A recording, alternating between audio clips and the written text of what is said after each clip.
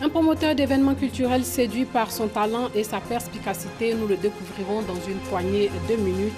Et puis les enfants âgés de 0 à 5 ans reçoivent la goutte qui sauve pour ne pas contracter la poliomyélite, une initiative du district sanitaire de Cocody-Bingéville et du Rotary Club.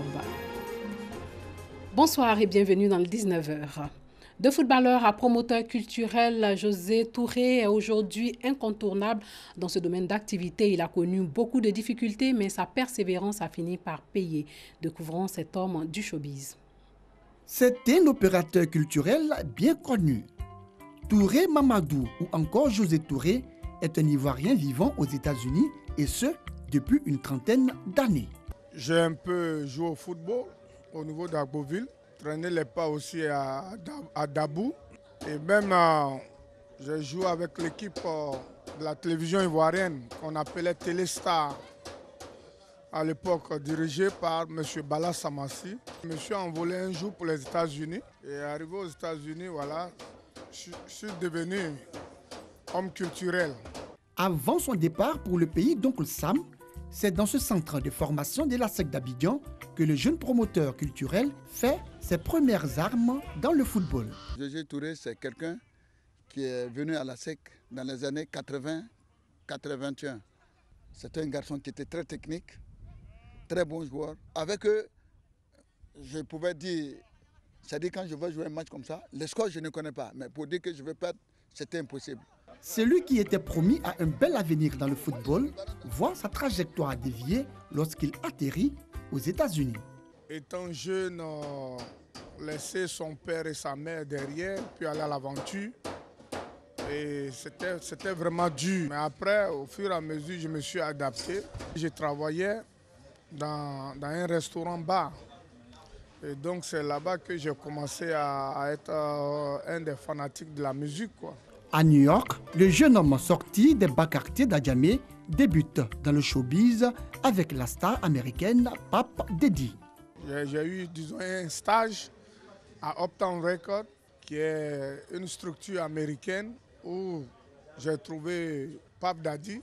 Nous avons parcouru la nuit, la journée tous ensemble pour pouvoir s'impliquer dans la musique. Et lui, il a choisi son côté, moi j'ai choisi mon créneau. Et donc pour moi, c'était une manière comme ça d'aider la culture africaine. Après cette aventure, il intègre la structure de production de la star mondiale du reggae, Bob Marley. Il y travaille pendant 10 ans. J'étais tellement étonné de voir un Africain au sein des Tafgan que j'ai vu, c'était José Touré. Et je vous dis, il y a longtemps de cela, et vraiment j'étais ému. Et là, j'ai pris mon frère dans mes bras, j'ai dit vraiment félicitations. Ce que tu es en train de faire, on sait que tu vas y arriver. Il faut dire la famille Marley, on a eu à travailler, développer pas mal de boulot. Et même signé Alpha Blondy qui a fait la meilleure vente de Tough Gan aux États-Unis avec plus de 100 000 exemplaires vendus. C'est moi qui l'ai présenté à Alpha Blondy. C'est moi qui ai pratiquement créé tous les liens avec Alpha Blondy. Et aujourd'hui, il est celui qui s'occupe de la carrière internationale d'Alpha Blondy. Incontournable aujourd'hui dans le showbiz américain, José Touré voit passer dans son écurie plusieurs artistes dont Oumou Sangaré, Sekouba Bambino, Angéline Kidjo, Kojo Antui, Salif Keita, Patience Dabani, Morgan Heritage et bien d'autres artistes locaux dont Monique Seka. Il faut dire que José, c'est quelqu'un qui est à fond dans la musique, qui aime les artistes, qui aime voir les artistes émerger. Je dirais que c'est quand même le papa même des artistes, même s'il est jeune et tout, c'est notre papa. Il s'est toujours battu pour la musique africaine, ivoirienne et tout. La preuve, presque tous les artistes ivoiriens qui sont passés là-bas, c'est par José. Son influence dans le showbiz international lui ouvre les portes de grands événements en tant que consultant artistique. Je commence par le festival Afro Musique en 1998 avec M. Mel Tedor Abi Reggae qui a vu Moussa Dosso comme président d'honneur. Mais je suis l'un des concepteurs d'Abi Reggae avec M. Bray Kone aussi. Le FEMI avec Asalfo, le Massa, la même chose avec Konaté, la victoire d'Obama. J'étais chargé de la coordination au niveau artistique. Malgré ce succès international, cet enfant sorti des ghettos d'Adjamé reste attaché à la commune qu'il a vu naître. Moi-même, là, j'appartiens toujours au Guéro. L'aventure, c'est bien, mais il ne faut pas rester à l'aventure et oublier d'où tu viens. Et c'est ce qui nous amène aujourd'hui à Djamé, à pouvoir venir partager notre expérience et nos idées avec ces jeunes-là. Son professionnalisme et son combat pour la promotion de la musique reggae est reconnu au Burkina Faso, où il reçoit le prix du Marley d'Or en 2016. En 2017, il reçoit également aux États-Unis le prix du meilleur promoteur culturel africain. Parti de rien pour se faire une place au soleil, c'est possible. Et le parcours de cet opérateur culturel international en est une parfaite illustration. Parlons santé aujourd'hui. Les enfants d'Akwedo Village ont reçu la goutte qui sauve. C'est donc reparti pour la lutte contre la poliomyélite. Le ton a été donné hier lors du premier passage des journées nationales de vaccination contre cette maladie invalidante. Les enfants âgés de 0 à 5 ans sont concernés. Le district sanitaire de Cocody-Benjéville est appuyé dans cette action par le Rotary Club de Côte d'Ivoire. Le reportage de Ami Sissoko. 2 petites gouttes pour mettre les enfants de 0 à 5 ans à l'abri de la poliomyélite ou polio. À Akwedo Village, pour le premier passage des journées nationales de vaccination contre la polio, couplé à l'administration de vitamines A et de déparasitants, les Rotariens apportent leur concours au district sanitaire de Cocody-Benjéville. Partenaires de l'initiative mondiale de l'éradication de la polio, ils sillonnent domiciles, marchés et autres pour vacciner tous les enfants de moins de 5 ans. Il n'y a pas de cas ici et d'ailleurs il n'y a plus de cas de poliovirus sauvage depuis juillet 2011. Et donc en 2015, la commission de certification régionale pour l'Afrique a décidé de déclarer la Côte d'Ivoire libre de polio. Mais nous devons continuer à vacciner contre la polio parce que le poliovirus circule toujours dans le monde. Il y a encore 3 pays endémiques, le Pakistan, l'Afghanistan et le Nigeria. Donc, à la faveur du flux migratoire, peuvent recontaminer la Côte d'Ivoire. Lorsque nous visitons les domiciles, souvent, nous laissons dire que les enfants sont allés au marché avec leur maman. L'objectif, c'est d'accéder aux enfants, quel que soit leur état vaccinal antérieur, et là où ils se trouvent. La polio est une maladie très contagieuse et causée par un virus appelé poliovirus qui provoque la paralysie des membres, généralement des pieds. La polio peut causer la mort. Elle se transmet par l'eau ou les aliments contaminés ou par contact avec une personne infectée. Les parents conscients des dangers de cette maladie sont favorables à cette campagne de vaccination. Je regarde à la télé, on montre les enfants qui sont malades. Moi aussi, ça me fait peur, donc je ne veux pas que mon enfant soit victime aussi de ça. Tout le monde peut être contaminé par la polio. Mais les enfants de 0 à 5 ans qui n'ont jamais reçu de gouttes de vaccin anti-polio sont les plus vulnérables. Le vaccin administré à plusieurs reprises confère à l'enfant une protection à vie.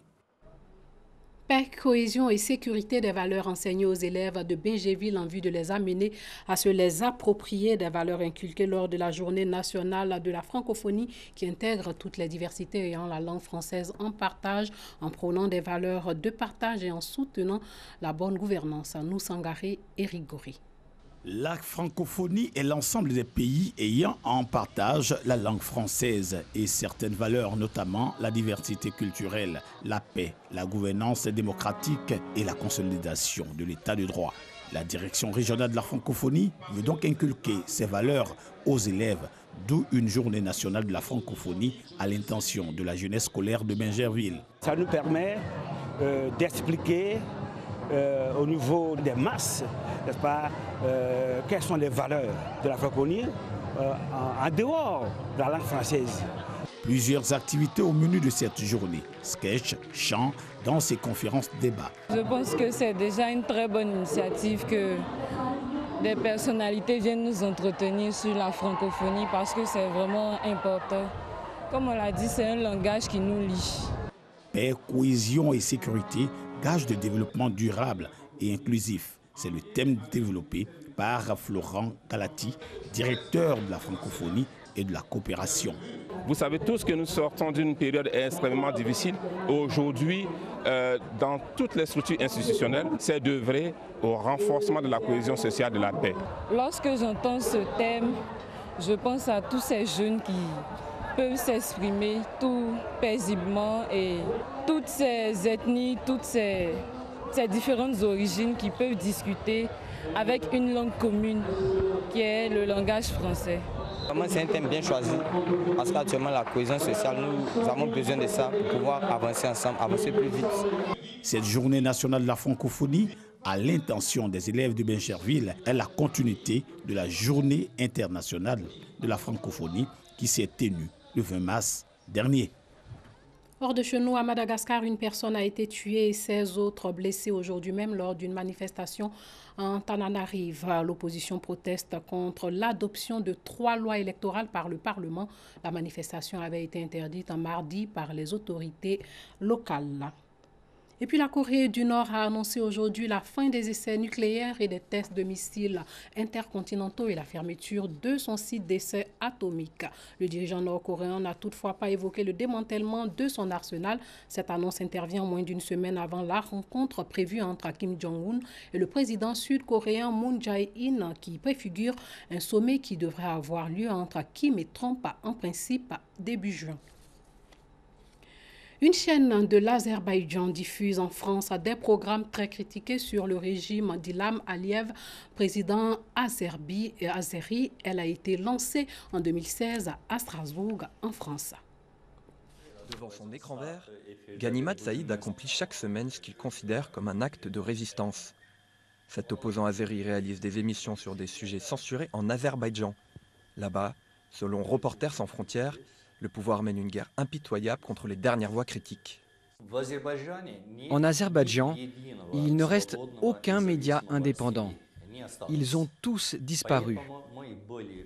C'est pourquoi nous avons été poussés à créer cette chaîne accessible à tous par satellite et sur Internet. C'est à Strasbourg que Ganimat a créé Canal Touran, une ville accueillant de nombreuses institutions européennes. La chaîne est d'ailleurs émise par un satellite européen. Cela permet d'atteindre les téléviseurs en Azerbaïdjan en contournant le blocage du pouvoir. C'est ce qu'il s'est passé il y a 3 ans quand l'équipe de Ganimat a traduit et diffusé une émission d'Élise Lucet. Cette dernière qualifiait l'Azerbaïdjan de l'une des dictatures les plus féroces au monde. Résultat, la journaliste a été attaquée en justice par le régime du président Aliyev.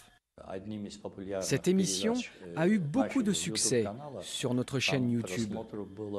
On a atteint près de 400 000 vues. Pour un pays de la taille de l'Azerbaïdjan, ce n'est pas mal du tout. La répression vise en particulier les journalistes de Canal Touran. Pour continuer à travailler, Ganimat mise sur le journalisme citoyen.